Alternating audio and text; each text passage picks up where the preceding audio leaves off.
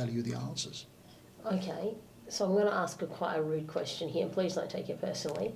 What's the difference between coming and seeing you or going and seeing Tony Robbins or any of these other sort of rah-rah life coachy type people that are out there? Tony, you can't say a bad word about Tony. Tony's the guru of the trade. Is he really, or is it just that he just started and has just had really good marketing people? You got to get there somehow. But he's exceptional at what he does. And what might take me a little bit longer, but it's personable and one-to-one, he might be able to turn someone around in 2 hours. You know, that's because he's been doing it for so long. He knows the trigger points, he knows all those sorts of things.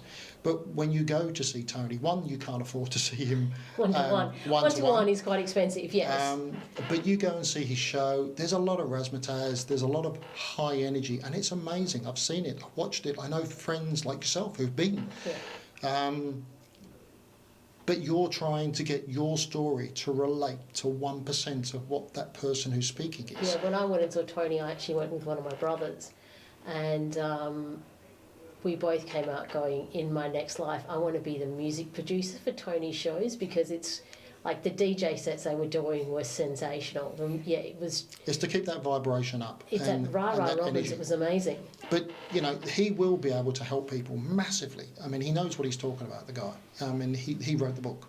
Yeah, but I don't want to be talking to a trainer that's also talking about buying polo horses and things like that. But when you're doing the coaching, it's one-to-one. It's the same as you and I talking over here. Yeah. And you're genuinely getting 100% of me. Okay. And that's my role. All right, so let's break it down, right? So session 1, I come talk to you. I tell you my stories, my limiting belief stories, whatever those stories, and we've all got, and I agree, we've all got them. Like, you know, my parents did this. Oh, I was bullied at school. Like, you know, I could rattle off half a dozen that I'm sure our listeners would resonate with very quickly. So what's the next step? I've come to you, I've spoken to you about it, you've highlighted the stories that I have. What's the next step? The next step is to try and change your language and your positivity. It's some people, you'll tell me your story, but you don't know what you're saying. You don't know in the manner of which you're saying it.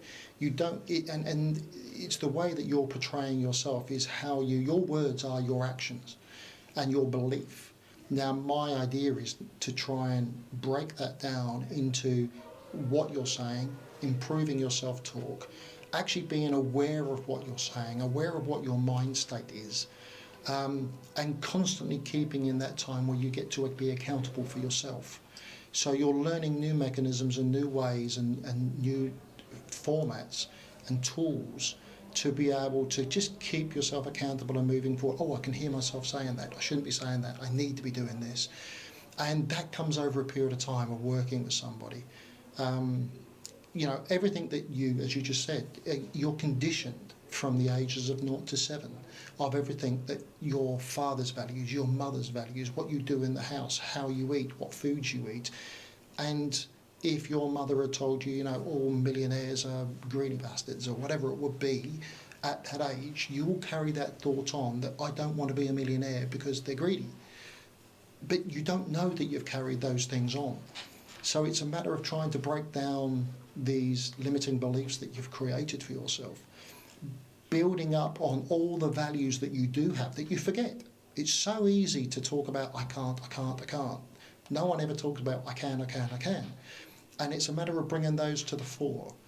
Another exercise we do with values and rules, you will set yourself 5-10 rules to actually say that I've had a great day.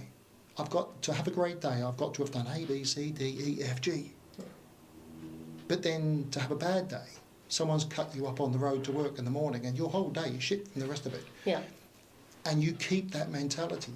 So what we can do is we can start to change these rules over. So it takes you 1 or 2 steps at the end of the day when you can look back and say to myself, I achieved this today. I did really good. Yeah. But your negativity, we make it that there's 5 to 6 to 8 things or whatever that need to have happened for you to be in that negative state. I remember watching somebody, I can't remember who, saying it's not necessarily that it's a shit day, it's just a day. Yep. And every day is different, and every day offers you another opportunity. And what people forget is, I can't do this because I can't do that. But you have choices. Yeah. And you need to then bring those choices to the fore.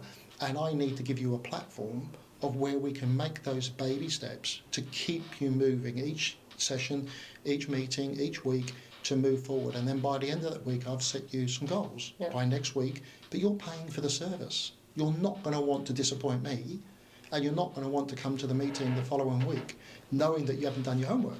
I don't know if this is worse than seeing a personal trainer or a private tutor right now, but anyway, we'll keep going.